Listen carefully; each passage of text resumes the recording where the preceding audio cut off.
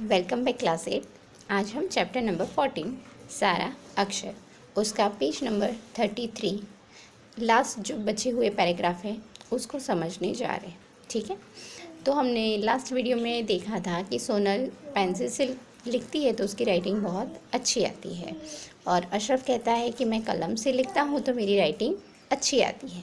तो सब पूछते कि कलम होता क्या है, तो अशरफ बताता है कि बरू केवा कशाकनी पेंसिल जेटली लाकड़ी, एक लकड़ी का नाम है, उसको तिरछी आगे से तिरछी छील लेने की और उससे लिखने का।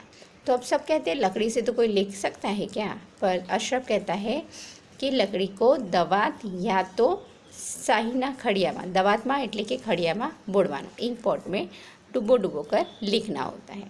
तो हार्दिक कहे तो वारे घड़िए खड़ियामा ज बोड़िया करवो, वारे घड़िए मतलब बार बार उसको उसी में डुबाते रहने का।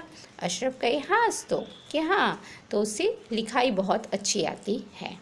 तो धवल कहे छे एना करता अपनी बॉल पेन सारी। तो धवलना मते कौन सी चीज़ सबसे अच्छी है, तो बॉल पेन।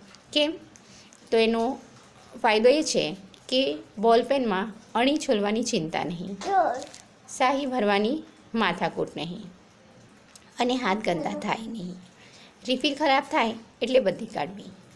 ओके, तो 3 पॉइंट बताए हैं इसके कि बॉल पेन सबसे अच्छी है क्योंकि बॉल पेन को पेंसिल की तरह छीलने की टेंशन नहीं है, उसमें स्याही भरवानी माथाकूट नहीं, इंक पेन की तरह उसमें इंक डालने की भी ज़रूरत नहीं है, कि ना हाथ गंदा थाय, उससे हाथ भी गंदे होते नहीं है। रिफिल खलास थाय એટલે बदली काढ़वानी, जैसे रिफिल ख़त्म होती है तो नई रिफिल डाल देने की। इसलिए धवल को सबसे अच्छी क्या लगती है, बॉल पेन। तो सोनल कहे छे एनाथी तो गंदा अक्षर आवे छे। तो मेहुल कहे छे मारा अक्षर तो बॉल पेन थी लखूँ तो पण सारा ज आवे छे। तो मेहुल की राइटिंग तो सबसे अच्छी है, तो इसीलिए वो कहता है कि मैं पेंसिल से लिखूँ या बॉल पेन से लिखूँ, किसी से भी लिखूँ राइटिंग अच्छी आती है। तो हार्दिक अब क्या कहता है, ओके, पेज नंबर 34। तो हार्दिक कहता है कि तारा अक्षर तो आम पण सरस छे, तेरी राइटिंग तो वैसे भी अच्छी है, पण हूँ तो पेंसिल थी लखूँ कि बॉल पेन थी, अक्षर सारा आवता ज नहीं कि मैं किसी से भी लिखूँ पर मेरी राइटिंग तो अच्छी आती ही नहीं है। राधा का ये अर्थ एज के पेन पेंसिल बॉल पेन। अब यहाँ पे ये पॉइंट अंडरलाइन करना, राधा की मत अनुसार क्या है। तो राधानो मत एवो छे कि पेन पेंसिल बॉल पेन जे फावतुं होय एनाथी लखवानुं, जिसको जो अच्छा लगता है उससे वो लिख सकता है। अक्षर सारा होय तो गमे तेनाथी लखो, अक्षर सारा ज आवे, अने खराब होय तो खराब ज आवे। ठीक है, कि आपकी राइटिंग अगर अच्छी होगी, ठीक है, तो आप चाहे पेन से लिखो, बॉल पेन से लिखो या पेंसिल से लिखो, अच्छी आएगी। पर आपकी राइटिंग अगर गंदी होगी तो आप किसी से भी लिखो, महंगी से महंगी नोटबुक में भी लिखोगे तो राइटिंग गंदी ही आएगी। हार्दिक कहे पण खराब अक्षर लीधे कितनी तकलीफ थाय छे। ठीक है, तो वो तो हमें भी पता है कि बैड हेड राइटिंग से कितनी बड़ी दिक्कत होती है, कि टीचर्स पेपर पढ़ नहीं पाते हैं, क्या लिखा है वो नहीं समझ पाते हैं, मार्क्स हमारे कट जाते हैं, और कुछ कभी कभी ऐसा हो जाता है कि लिखा क्या है और पढ़ा क्या जाता है। तो ऐसे ही 2 किस्से यहाँ पे बताए हैं। धवल कहे छे केम, हार्दिक कहे मारा साहेब कहता था कि मारा अक्षर खराब है એટલે मारा मार्क्स कपाई जाए छे। तो ये पॉइंट अंडरलाइन करना, हार्दिक के मार्क्स क्यों कट जाते हैं, क्योंकि उसकी राइटिंग खराब है। हूँ शू लखूँ छूँ ते ज तेमने खबर पड़ती नहीं। तो ये सबका एक्सपीरियंस होगा कि कुछ बच्चों की राइटिंग बहुत ही गंदी होती है और वो जब एग्ज़ाम के आंसर शीट में लिखते हैं तो क्या लिखते हैं कुछ समझ नहीं आता है और मार्क्स कट जाते हैं। तो ऐसा ही यहाँ हार्दिक के साथ हुआ है। अब राधा कहती है अरे एना लीधे तो केवी गड़बड़ ऊभी थाय छे, ए तने खबर छे। ठीक है, कि बैड राइटिंग हेड राइटिंग की वजह से। तो राधा कहती है कि एना लीधे तो केवी गड़बड़ ऊभी थाय छे, तमने खबर छे। एक बार अब राधा अपनी लाइफ का एक किस्सा सुनाती है कि मारी मम्मी बाहर गाम गई त्यारे मारा फोईए, फोई मतलब बुआ, मारी मोटी बहन ने कागड़ में लख्યું હતું। तो उसकी मम्मी बाहर चली गई थी, इसलिए उसकी बुआ ने कुछ एडवाइस दी थी उसकी बहन को, राधा की बहन को। क्या लिखा था, कागड़ में लख्યું હતું कि માટલું बराबर साफ़ करजो। ठीक है, માટલું मतलब मटका अच्छे से रोज़ धोना, ओटलो बराबर वाळजो, ओटलो मतलब कि आंगन, ठीक है, उसको साफ़ रखना। अने अमने एवं वंचाયું कि चाटलू बराबर साफ़ करजो। ओके, માટલું की जगह चाटलू, म की जगह क्या पड़ा गया च, चाटलू बराबर साफ़ करजो।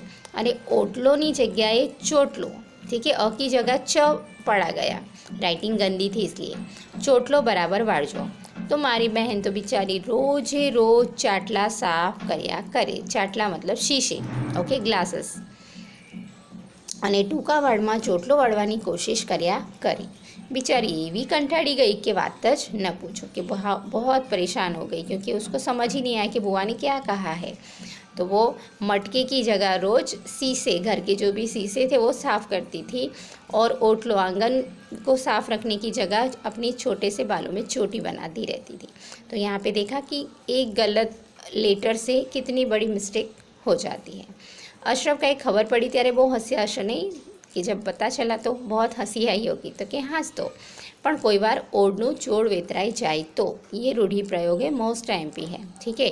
ઓળનું ચોળ વેતરાઈ જવું मतलब ધાર્યું હોય એનાથી ઉલટું થઈ જવું, ओके, कि सोचा होता है उससे कुछ उल्टा हो जाता है। हार्दिक कहे, मैं एक बार सांभळ्યું હતું कि एक जणे गामड़े कागड़मां लख्યું कि ढोरने बराबर चारजो, ठीक है। तो हार्दिक अब अपना किस्सा सुनाता है कि कहीं गांव में उसने सुना, मतलब कोई किसी से सुना होगा कि कोई ये गामड़े कागड़ में लख्યું कि ढोरने बराबर चारजो, ठीक है। ढोरने बराबर चार, च लिखना है चारजो, अने त्यां एवं वंचाયું ढोरने बराबर मारजो, च की जगह क्या पड़ा गया म। तेमां बिचारा ढोर मार खाई खाईने अधमुआ थई गया। अधमुआ थई जવું मतलब आधी मरी हुई स्थिति, आधी जिंदा और मरी हुई जैसी स्थिति हो जाना, अधमुआ थई गया। तो रोज़ उसको बीच को ढोर मतलब जानवर को चराने नहीं ले जाते थे, रोज़ उनको मारते थे। मेहुल कहे, એટલા માટે તો ગાંધીજીએ કહ્યું છે, अब मोस्ट एमपी पॉइंट है, ये अंडरलाइन करना। એટલા માટે તો ગાંધીજીએ કહ્યું છે कि खराब अक्षरों એ અધૂરી કેળવણીની નિશાની છે, कि गंदी राइटिंग वो अधूरी शिक्षा की निशानी है, ओके। केळवणी मतलब शिक्षण। हार्दिक कहे, પણ गंदा अक्षर सुधारवा હોય તો શું કરવું, ठीक है, कि अगर राइटिंग जिसकी गंदी हो तो बेचारा क्या कर सकता है, कैसे सुधार सकते हैं। तो अब सोनल, फिर उसके बाद हार्दिक, वो सब अपने अपने नए नए किस्से सुनाते हैं, वो हम नेक्स्ट वीडियो में समझेंगे कि राइटिंग सुधारने के लिए अपने अपने एक्सपीरियंस क्या बताते हैं, ओके। आज के लिए इतना ही, थैंक यू।